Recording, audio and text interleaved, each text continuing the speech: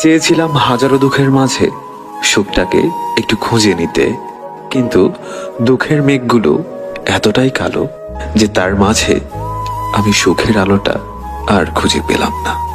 জীবন হচ্ছে একটি কষ্ট নামের কারাগার, আর দেহ হচ্ছে ওই কারাগারের বাসিন্দা।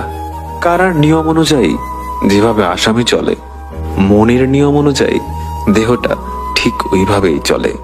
জীবনটাই এমন যে সে রাস্তায় তোমাকে একাই চলতে হবে। কিছু সময় তুমি সঙ্গী পাবে তোমার সুখের মুহূর্তগুলোতে, কিন্তু দুঃখের সময়টা তোমাকে একাই কাটাতে হবে।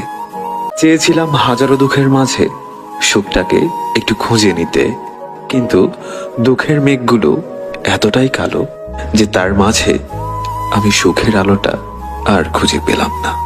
জীবন হচ্ছে একটি কষ্ট নামের কারাগার, আর দেহ হচ্ছে ওই কারাগারের বাসিন্দা। কারার নিয়ম অনুযায়ী যেভাবে আসামি চলে, মনের নিয়ম অনুযায়ী দেহটা ঠিক ওইভাবেই চলে। জীবনটাই এমন যে সে রাস্তায় তোমাকে একাই চলতে হবে। কিছু সময় তুমি সঙ্গী পাবে তোমার সুখের মুহূর্তগুলোতে, কিন্তু দুঃখের সময়টা তোমাকে একাই কাটাতে হবে।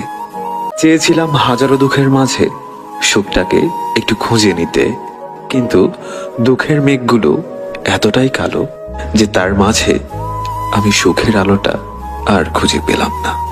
জীবন হচ্ছে একটি কষ্ট নামের কারাগার, আর দেহ হচ্ছে ওই কারাগারের বাসিন্দা। কারার নিয়ম অনুযায়ী যেভাবে আসামি চলে, মনের নিয়ম অনুযায়ী দেহটা ঠিক ওইভাবেই চলে। জীবনটাই এমন যে সে রাস্তায় তোমাকে একাই চলতে হবে। কিছু সময় তুমি সঙ্গী পাবে তোমার সুখের মুহূর্তগুলোতে, কিন্তু দুঃখের সময়টা তোমাকে একাই কাটাতে হবে।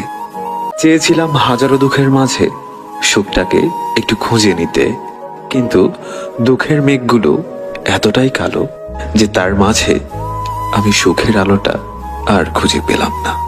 জীবন হচ্ছে একটি কষ্ট নামের কারাগার, আর দেহ হচ্ছে ওই কারাগারের বাসিন্দা। কারার নিয়ম অনুযায়ী যেভাবে আসামি চলে, মনের নিয়ম অনুযায়ী দেহটা ঠিক ওই